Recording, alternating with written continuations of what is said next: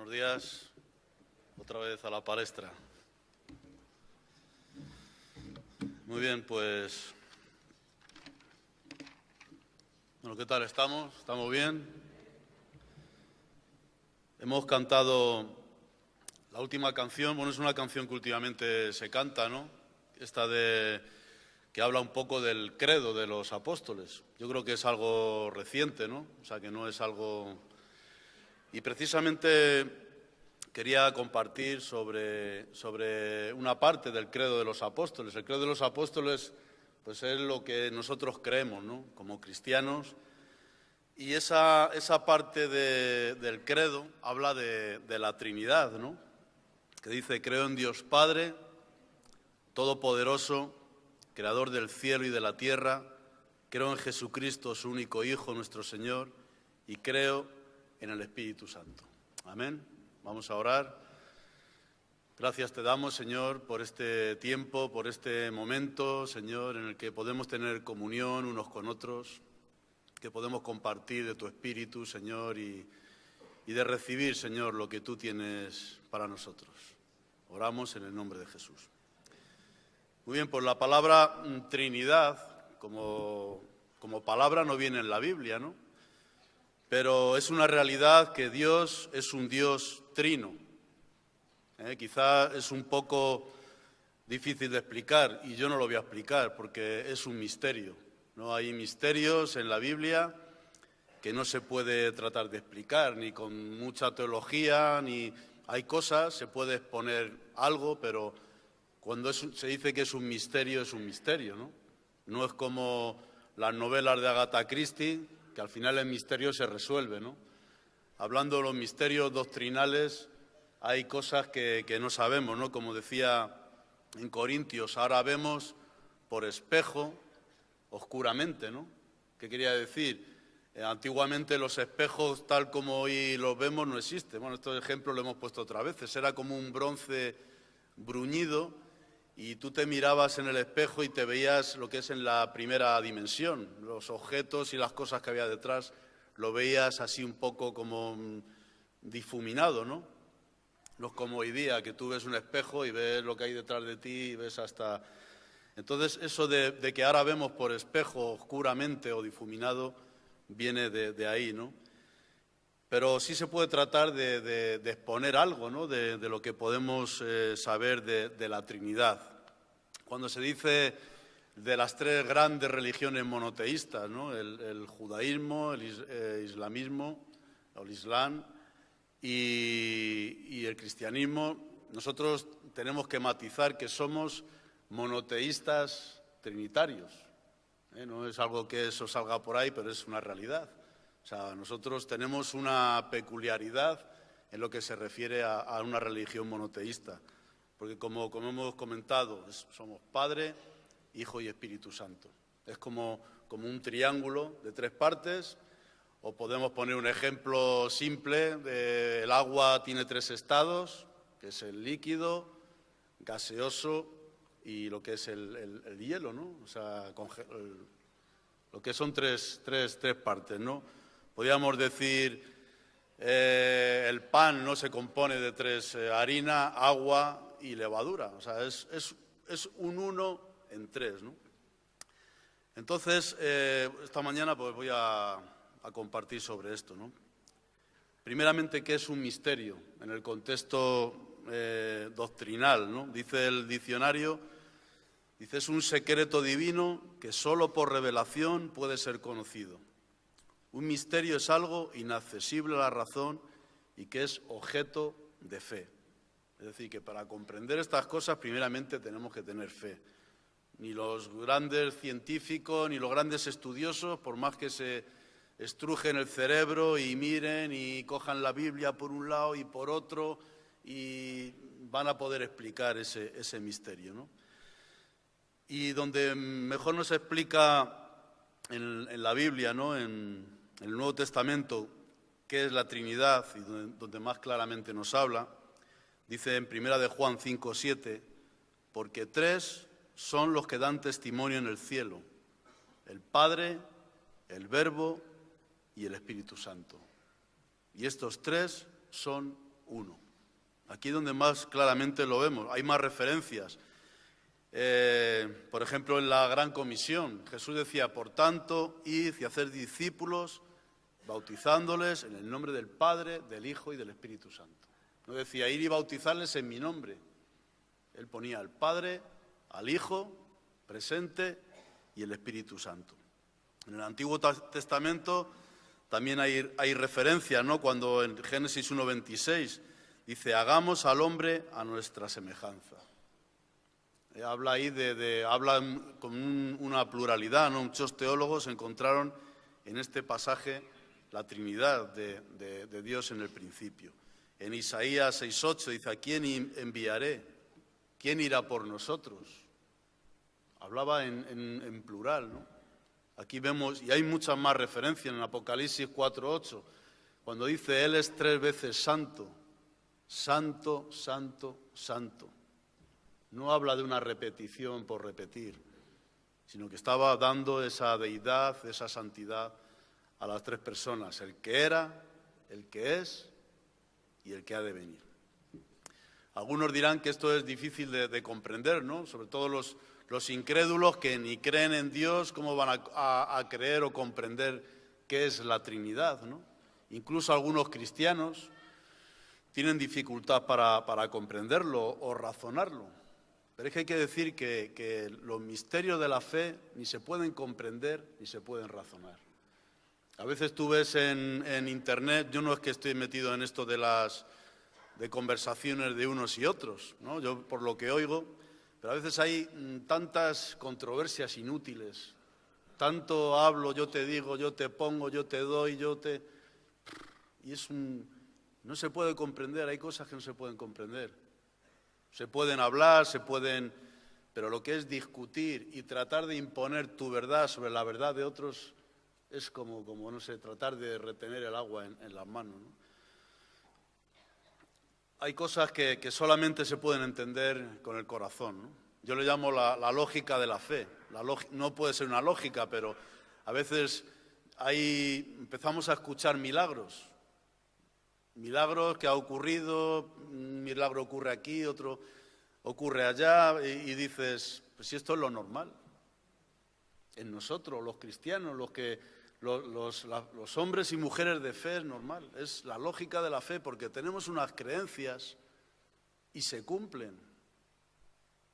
Nos admiramos, no podemos decir que es algo, nos admiramos, pero llega un momento que dices, es que Dios hace tantas cosas en la vida de todos aquellos que creen, que se convierte en algo no razonable por esto, sino algo razonable por el corazón.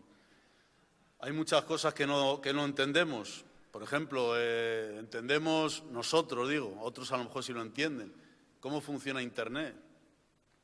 No sabes cómo es, pero lo creemos porque funciona. O la luz, o el teléfono con un cable minúsculo, ¿no? ¿Cómo puede ocurrirse ese pequeño milagro, podemos decir natural, ¿no? De humano, o un fax. Yo siempre tenía más dificultades en entender cómo funcionaba un fax que con otras cosas.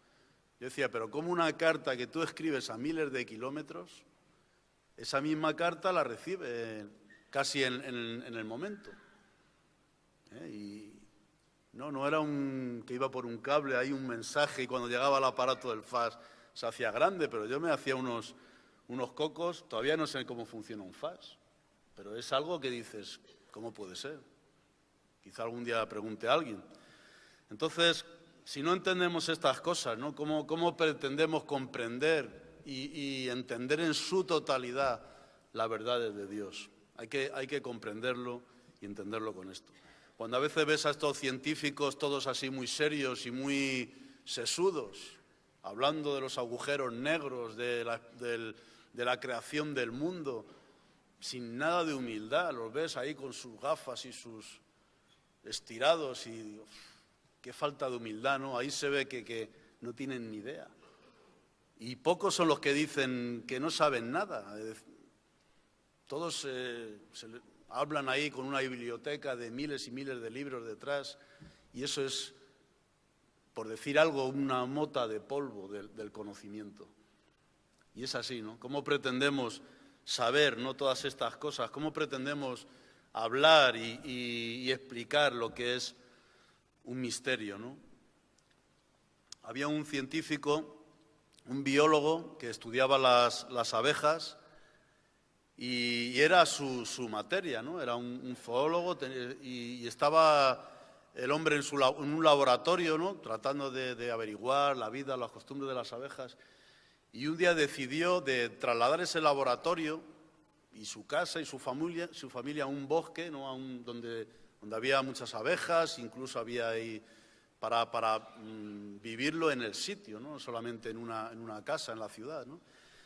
Y estuvo 30 años viviendo allí, en un contacto directo con estos animales, con las abejas, ¿no? Y cuando regresó, supongo que ya se jubiló, ya volvió a la ciudad, decía así exactamente, dice, he aprendido sus costumbres, su vida. Dice, pero hay tantas cosas, tantos misterios referente a estos animalitos. Es decir, que se había tirado gran parte de su vida estudiando estos animales, estos sencillos abejas, ¿no? Pero había tantos misterios que no había podido averiguarlo. Y ahí nos da una respuesta, ¿no? de todos estos que parece que saben todo, ¿no? Incluso hablo en el área de la religión, de estos teólogos que igual parece que es que saben todo y sabemos una parte. Algo, como decía el apóstol Pablo, una parte. Fijaros, el apóstol Pablo, la relación tan cercana que tenía con Dios, pero decía que ahora vemos por espejo oscuramente. Y el día que estemos en su presencia conoceremos todo, ¿no? Bien, vamos a hablar primeramente de la Trinidad, de las tres partes. Dios Padre Todopoderoso, Creador del cielo y de la tierra. En Génesis 1 dice que creó los cielos y la tierra en el principio, la luz, las aguas, la hierba, los árboles, las lumbreras, los seres vivientes del agua, los seres vivientes de la tierra. Dios bendijo su creación, dice que vio Dios que era bueno. Y por fin, como la corona a su obra, creó al hombre y a la mujer. ¿Y qué es lo que dijo al final? Y vio Dios que era bueno en gran manera. Pero toda esta bendición, toda esta armonía entre Dios, el Padre y sus criaturas, sus hijos, se rompió cuando Adán y Eva desobedecieron. ¿Qué les dijo Dios al principio? Os doy todos los bosques, los frutos, los ríos, las montañas, podéis dar nombre a los animales. Le dio la ayuda idónea, la compañera Adán. Había una relación de padre con sus hijos cercana, podemos ver, más adelante lo comentaremos, pero les dijo, tener cuidado porque el árbol de la ciencia del bien y del mal, de ahí no podéis tocarlo, les avisó. Tenían todo. ¿Para qué querían eso, no? Y yo creo que eso es parte del espíritu humano, ¿no? De la humanidad. ¿Cuántas veces hemos visto personas que vienen aquí, que tenían una familia, un trabajo, eran prósperos, no necesitaban de nada y sin embargo por culpa del juego, del exceso de alcohol, drogas o una infidelidad, echaron a perder toda su vida? ¿Por qué? Porque siempre queremos más, nunca nos conformamos con lo que tenemos. Está claro que la serpiente les propuso esto, ¿no? Ahí la serpiente metió esa duda ya empezaron no fueron fuertes y tenían incluso hasta el árbol de la vida. El árbol de la vida es la eternidad. ¿Cuántos de aquí no harían lo que fuera por tener la eternidad? Hablo de la eternidad con Dios, no una eternidad como estas novelas que sale el diario de Dorian Gray o el retrato de Dorian Gray, un hombre que vendió el alma al diablo por tener la eternidad. Y vio cómo al final se iban muriendo todas sus sus hijos, sus nietos, el hombre al final se terminó destruyendo, ¿no? Tenían todo, pero al final se rompió.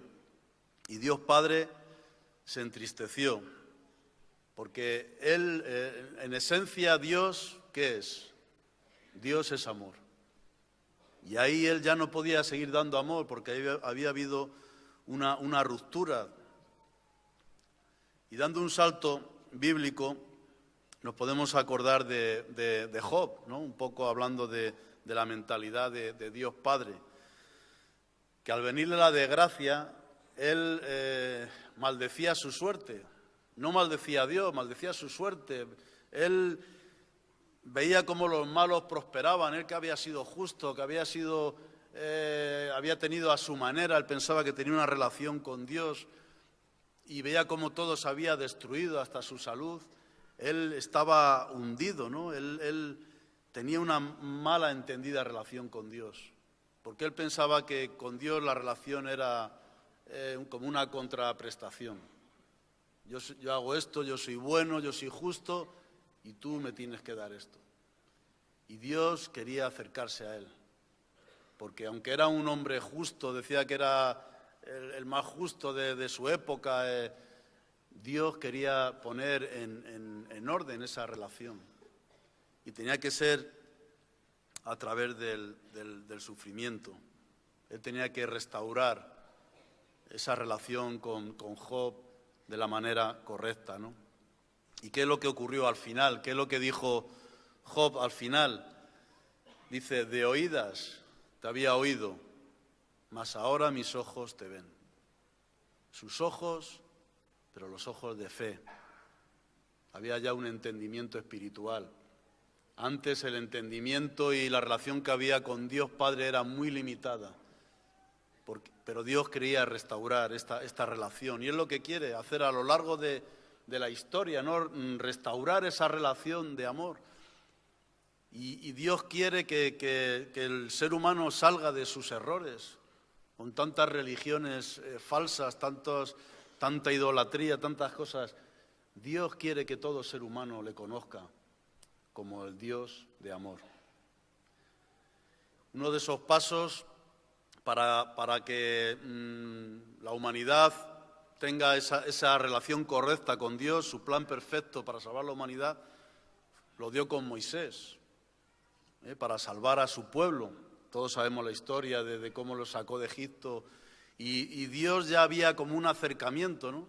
Había un acercamiento en otros hombres de Dios puntual, pero con Moisés él empezó a manifestarse de una manera más cercana, no como en el huerto de Edén, que vemos como que dice en el 3:8 que se paseaba al aire del día cuando descubrió el engaño, ¿no? Qué relación más cercana de un Dios, ¿no? con sus hijos. Dice que se paseaba al aire del día, o sea, era un Dios lejano que estaba...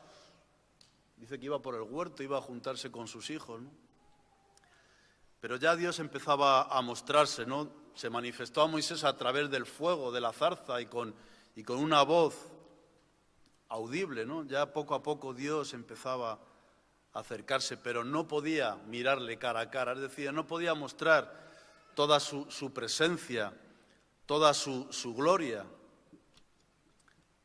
Dice en Éxodo 33, del 20 al 23, no hace falta que vayáis, que solamente podría aguantar su presencia cuando Moisés le pidió a Dios, le dijo, puedo hacerlo, pero tienes que introducirte en la peña, en una hendidura. Para mí esto ya es como una palabra profética, ¿no? ¿Quién es la peña? ¿Quién es la roca? Cristo. Y esa hendidura me habla de las llagas de Cristo. Solamente a través de ahí podía ver algo, parte de lo que era Dios, ¿no? Y ya vamos a la segunda persona, Jesucristo, su único Hijo, nuestro Señor. En Juan 14:6, que dice de él mismo Jesús, yo soy el camino y la verdad y la vida. Nadie viene al Padre sino por mí. Aquí habla claramente, hay tantas sectas que le dan un enfoque solamente a Dios Padre, hay otros que le dan un enfoque solamente a Jesucristo. Hay tantas sectas que dividen, diseccionan, ¿no?, lo que es el credo, ¿no? Cada uno cuenta su historia. Aquí habla de que nadie va al Padre si no es por Él. Dice, yo soy el camino, yo soy la vida, o sea, el camino, la verdad y la vida. Y en Juan 3:16, si alguien puede dudar de que Dios es un Dios lejano, que no se preocupa de sus hijos, dice, de tal manera amó Dios al mundo que ha dado a su Hijo unigénito para que todo aquel que en Él cree no se pierda, mas tenga vida eterna. Dios es un Dios de amor y de cercanía. Todo su deseo desde el Edén es acercarse otra vez al ser humano. Y lo iba a hacer a través de su Hijo, de su único Hijo.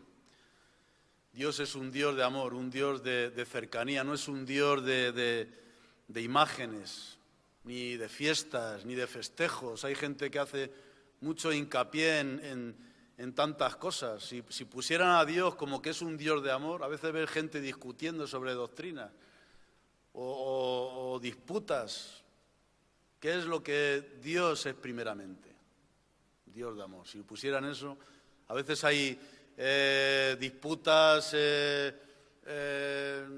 polémicas sobre fiestas, sobre si esto, sobre si lo otro, si hay que celebrar estas fiestas o no hay que celebrar. A Dios eso no le importa. A nosotros en Betel nos gusta celebrar fiestas, pero no las fiestas como las celebra el mundo. En febrero celebramos San Valentín. No celebramos San Valentín, celebramos San Contravalentín. El mundo celebra San Valentín en un amor humano, anillos por aquí, regalos por allá, el Corte Inglés, todo. ¿Qué es lo que tratábamos de hacer nosotros? De celebrar una fiesta, pero la fiesta del amor, del matrimonio. No celebrábamos San Valentín, sino todo lo contrario. Nosotros no celebramos la Navidad como la celebra todo el mundo. Hay iglesias cristianas que no celebran la Navidad porque dice que eso es una herejía, un anatema. Qué absurdo, ¿no? Nosotros no celebramos, por ejemplo, yo me acuerdo en mi casa, en Nochevieja, nos juntábamos todos y cuando empezaban a beber, a calentarse, mi padre se le ponía la nariz ya roja, salía a hablar de fútbol, que había atletistas y del Real Madrid, unos de izquierda, otros de derechas, todos discutiendo, dando puñetazos en la mesa. Yo no celebro la fiesta de Navidad así ahora. ¿Cómo celebramos las fiestas? En realidad no es que celebremos la fiesta, aunque sí, a los betelitos nos gustan las fiestas. Cuando hay una fiesta ahí nos apuntamos todos. Como dice en Isaías, que ha cambiado nuestra ceniza por vestidos de fiesta. Y eso es en sí la síntesis, ¿no?, de lo que Dios trata de explicarnos, de decirnos, un acercamiento, no tantas luchas de esto dice o esto lo otro, no sé qué, no sé cuántos, y las fiestas y los festejos, y eso para mí son paparruchas, ¿no? Jesucristo iba a acercarnos otra vez a Dios Padre. Dice, esa separación, esa lejanía, iba a salvarlo con la vida de su Hijo. Es decir, Él iba a restaurar aquel daño que había ocurrido en Edén a través de Jesucristo. Jesucristo, podemos decir, es como esas gafas de soldadura. Moisés no podía tener una relación directa porque se podía quemar, se podía achicharrar, ¿no?, de su presencia. Jesucristo es como esas gafas de soldadura, ¿no?, en la que un soldador puede mirar el hierro y la potencia de los rayos ultravioleta. Jesucristo vino a la tierra precisamente para poder acercarnos a Dios, para que podamos ver la cara de Dios a través de su vida, sus obras, sus milagros, de todo esto, ¿no? Decía Jesús, dice, yo y el Padre somos uno. Yo y el Padre somos uno. Podemos tener una relación cercana con Dios. Los antiguos sacerdotes, en los tiempos antiguos de los judíos, el pueblo tenía a los sacerdotes como mediadores, no podían ellos tener una relación directa. ¿Qué es lo que trataba Dios al enviar a su Hijo Jesucristo? De que restaurar esa cercanía. Pero para que la obra fuera completa, Él se tenía que dar a sí mismo. Decía, yo soy el pan de vida. ¿Qué quería decir? Él se había hecho polvo, se había hecho harina, ¿no? Para que pudiéramos asimilar a Jesucristo cuando hablaba de esto de yo soy el pan de vida. Como dice el profeta Isaías 53:5, fue molido por nuestros pecados, el castigo de nuestra paz fue sobre él y por su llaga fuimos nosotros curados. Es decir, ahí tenía que haber una obra de redención. Jesucristo fue machacado, fue torturado, murió en una cruz para que nosotros podamos asimilarlo. Es cuando tomamos la Santa Cena. Si lo haces con fe, estás tomando en esencia, ¿no?, lo que es Cristo, ¿no?, la representación del pan. Cuando hablamos del pan, el pan de vida es eso, es el trigo machacado y molido para que podamos asimilar a Dios. Hablo en términos espirituales. No vamos a entrar en el tema de si Dios está en el pan o no. Eso no. Digo de Cristo tenía que hacerse asimilable para que Dios Padre pudiera restaurar otra vez lo que ocurrió en Edén. Y ya la tercera persona, porque es una persona, los testigos de Jehová dicen que el Espíritu Santo es una fuerza, es una persona. Cuando vemos la Biblia, a lo largo de la Biblia vemos, por ejemplo, cuando Ananías y Zafira dice no se puede mentir al Espíritu Santo. Si fuera una fuerza no se le puede mentir. Una fuerza centrífuga, una fuerza de otro tipo. O entristecer, cuando dice no contristéis al Espíritu Santo. Si fuera una fuerza no se podía entristecer, es la persona del Espíritu Santo. El Espíritu Santo es el paracleto, es una palabra griega que significa el guiador, el vicario. Es el que nos guía, es el Espíritu de Cristo, el Espíritu de Dios Padre. Si la cosa hubiera quedado solamente en Jesucristo, pues tendríamos los libros de Jesucristo, a las explicaciones como cualquier otro hombre conocido o alguien importante. Pero no, la obra de Dios es mucho más que la obra de un hombre. El Espíritu Santo está operando ahora mismo. El Espíritu Santo es el que te convence de la verdad, como dice en Juan 16, 7 al 15, si queréis mirarlo más tranquilamente, ahí nos habla bastante de la obra del Espíritu Santo, ¿no? Decía, os conviene, os es necesario que yo me vaya para que venga el Espíritu Santo, para que se cumpla lo que tenía que venir. El Espíritu Santo es el defensor de la verdad. Decía Teresa de Ávila, la gran mística española del siglo XVI, dice, el Espíritu Santo como fuerte huracán hace adelantar más en una hora la navecilla de nuestra alma hacia la santidad que lo que nosotros habríamos conseguido en meses y años remando con nuestras solas fuerzas. Y es así, el Espíritu Santo es el que nos impulsa, el que nos inspira, el que nos convence de la verdad. Hoy día más que nunca necesitamos al Espíritu Santo. Con los tiempos que corren, aunque siempre corren tiempos malos, ¿no? Ahora, por ejemplo, en España estamos sin gobierno, no se ponen de acuerdo. Nosotros tenemos que orar, porque el Espíritu Santo dice que, de alguna manera, los gobernantes puestos por Dios, podemos nosotros influenciar orando. Estamos en una situación, en un impasse ahí que no... Tenemos que orar, ¿no? Los tiempos, con todas las ideas políticas que vienen, ¿no? No vamos a entrar en... Te hace tener como inquietud, ¿no? ¿Dónde vamos? Estábamos mal, pero vamos a peor. Vamos a peor, ¿no? Dice, cuando Él venga, habla del Espíritu Santo, convencerá al mundo de pecado, de justicia y de juicio. Cuando Él venga, el Espíritu Santo tiene que convencer de pecado, de justicia y de juicio.